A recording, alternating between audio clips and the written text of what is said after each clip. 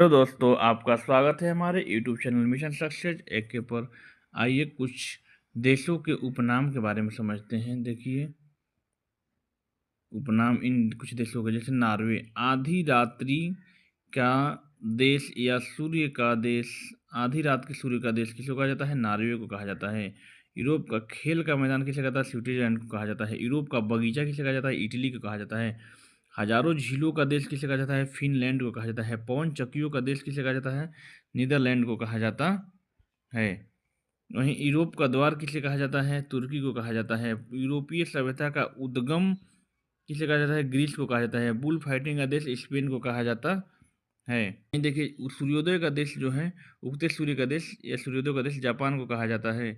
सफ़ेद हाथियों का देश थाईलैंड को कहा जाता है। शांति का देश जो है भूटान को कहा जाता है। हिंद महासागर का मोती कहा जाता है श्रीलंका को।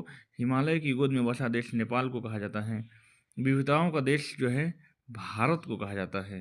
विविधताओं का देश भारत को कहा जाता है। स्वर्ण भूमि जो है, गोल्डन पैगोडा यहाँ पर है, म्यांमार को कहा जाता है। मसालों का देश जो कहा जाता है, मलेशिया को कहा जाता है। यूरोप का मरीज किसे कहा जाता है? यूरोप का मरीज तुर्की को कहा जाता है। तुर्की। धन्यवाद। ऐसे ही छोटा छोटा वीडियो देखने के लिए चैनल को लाइक, सब्सक्राइब और शेयर करें। धन्यवाद।